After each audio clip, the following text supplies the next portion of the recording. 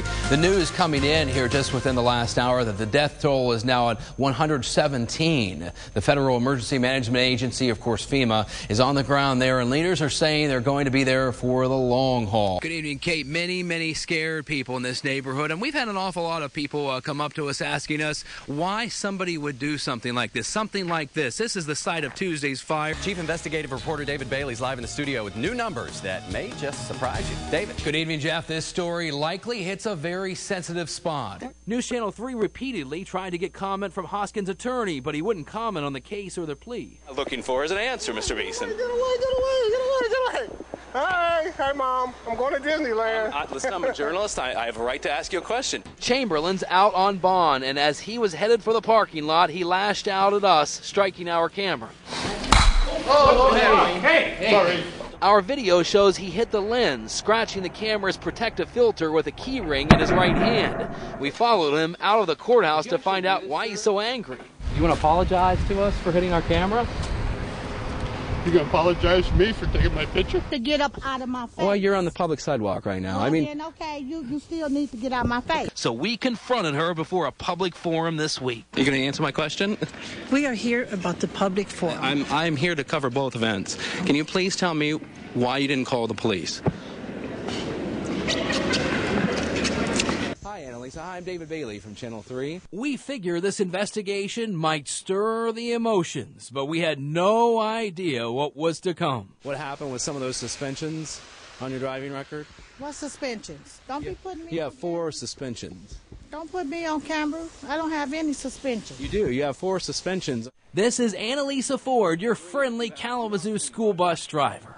Can you talk a little bit about your driving? I mean, do you think... Excuse me. Get out my face. Do you think you have is your driving record a concern for people? I mean, honestly, is your driving record a concern for people? Get him, Choo-Choo. Get him, Cupid. Hey. Get him, Cupid.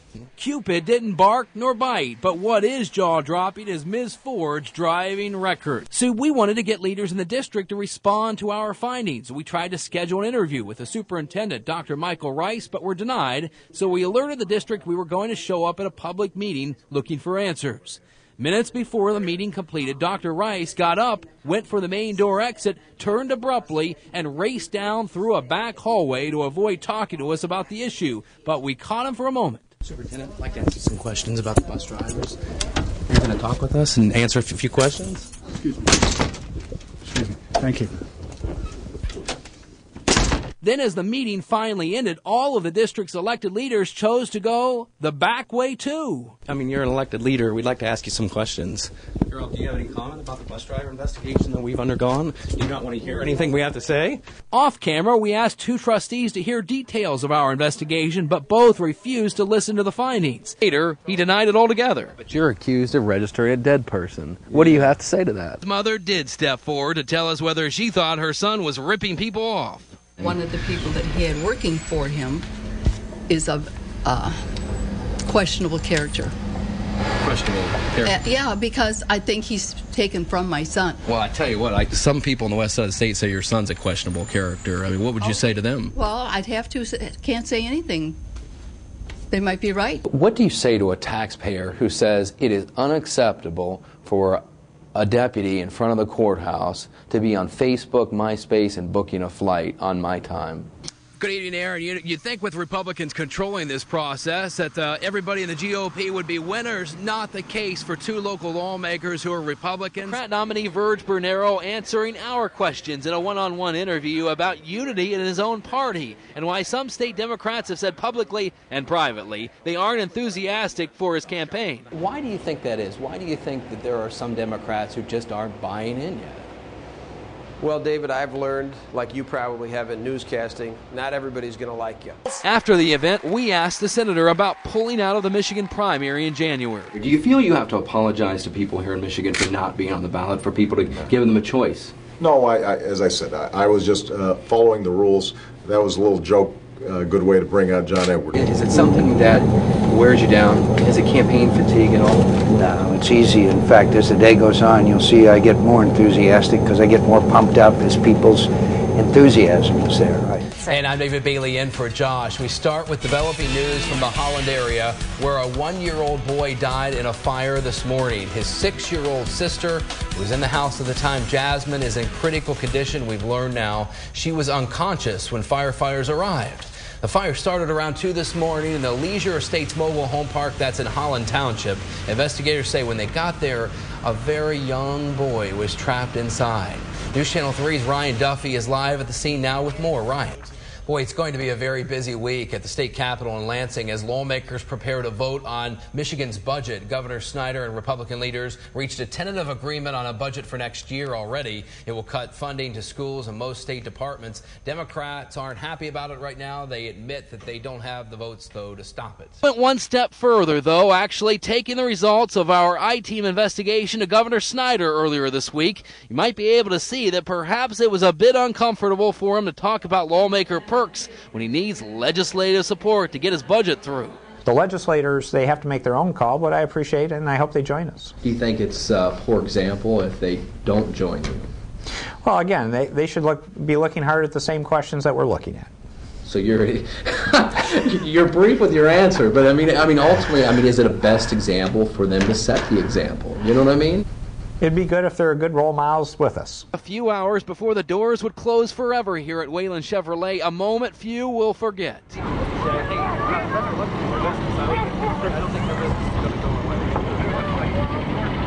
Tempers flaring, desperation in the face of layoffs. Minutes after the fight, the man who was involved in it wasn't done, came over to confront us on the sidewalk. Why are people fighting? Wow. You take a monthly income to support a family. Honestly, I think you guys mediate this every day, right? But you want to sit here and carry it with a smile and go, oh my God, this guy got in a fight. No, he didn't. He's going to have the mortgage company foreclose on his house. Hey, no, we're on public property, sir. Your camera. I can put my hand wherever I want on public property. I hope to God you get foreclosed on. I have nothing to do with this. I'm not responsible. No, but you're smiling. Sir, if you touch our camera one more time, I'm going to call the police. All right, I'm going to call the police. Call them. Wayland police did respond, telling us the fight we caught on camera was the second fight police responded to involving employees of the company. David Bailey joins us live in the studio tonight with more on what we found. Hey, David. Jeff, earlier this month, a Farm Bureau insurance agent wanted the I-Team to help him with a consumer issue, saying he was essentially the victim of a cash and dash kind of scheme. But as we took a really close look at this, we quickly realized he wasn't the only one complaining about a questionable business, so we wanted answers. It's a little address book that's causing a big stir amongst insurance agents statewide. I think it's terrible that they would prey on the small business people of Michigan like this and use my name as a way of doing that. Farm Bureau insurance agent John Fanthorpe told us he's been working for quite some time to get thousands of these address books printed so he can simply give them away for free to people. It's kind of an old school business networking tool that he says simply works well. It's not something similar to a calendar, which many places give out, that gets thrown out at the end of the year. He signed a contract with an entity named Phone USA to print up these books last year and gave Phone USA names and numbers of his 20 closest business partners to buy advertising in the book to get their message out to new clients. The folks at Action Glass, based in the Jenison area, bought in, paying $300 for an ad. So did several other local businesses, but something went wrong. The books didn't come and the phone calls stopped being answered. Those business owners who spent the money to pay Phone USA to print the advertising figured they were duped. So I would hate to see this happen to somebody else. But our investigation found this did happen to others. A total of 6 Farm Bureau agents and all of their partner businesses reported they didn't get books either. The agents and businesses scattered across the state from West Michigan to Mid-Michigan to Northern Michigan. I have a bad problem when people take advantage of other people. Fanthorpe didn't get anywhere in his investigation over a whopping 14 months, filed a complaint with the Better Business Bureau, no response from Phone USA there, and it appeared all the advertising money from dozens of businesses was gone, hustled. So he asked News Channel 3's I-Team to get some action, an embarrassing situation with his closest business allies. And I felt very responsible and had no way to recoup anything for them. News Channel 3 found the company, Phone USA, is actually owned by Michael Rourke. State records show the company's no longer licensed to do business, that it actually dissolved in 2007. We tracked Rourke across the state, focusing on an address listing in Trenton, south of Detroit, where we confronted the business owner's stepfather at the door. There are several insurance agents in the west side of the state who say that they've been scammed by somebody inside this house. Is that true? Is that... I have... There's only... Well, there's three of us live here. Now, the other guy is like, he's not here. I mean, what I'm saying is he's not here? He comes, but he leaves. He comes... Who's he? Mike Rourke. This is Mike Rourke, pictured in a mugshot taken in the late 1990s after being convicted for drinking and driving. 6 different agents have told us that your son is scamming those people, not printing booklets that he should be printing.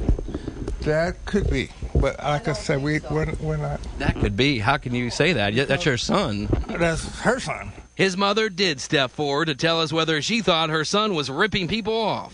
One of the people that he had working for him is of questionable character. Questionable character? Yeah, because I think he's taken from my son. Well, I tell you what, some people on the west side of the state say your son's a questionable character. I mean, what would you say to them? Well, I'd have to, can't say anything. They might be right. They might be right? We were invited to the family's house, in fact, to the basement. Turns out, it's Phone USA's world headquarters, Michael Rourke's home office. Doyle Realty? Acosta? Tons of those insurance address books, even the materials to put them all together. Contracts for other projects, remnants of a Michigan-based business that frankly appeared to be dead. That's because his mother told us Michael Rourke lives in Florida most of the time now. And News Channel 3 tracked Rourke to the state of Florida and got a chance to talk with him to get his side of the story. Coming up on News Channel 3 at 6, what he has to say about his lack of a business license and what he says he's going to do for those insurance agents and affected businesses out of money. Hi, Annalisa. Hi, I'm David Bailey from Channel 3. We figure this investigation might stir the emotions, but we had no idea what was to come. What happened with some of those suspensions on your driving record? What suspensions? Don't be putting me You have on 4 suspensions.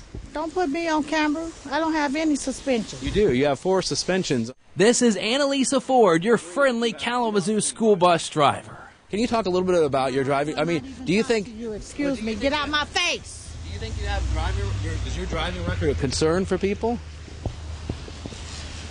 I mean, honestly, is your driving record a concern for people? Get him, Choo-Choo. Get him, Cupid. Hey. Get him, Cupid.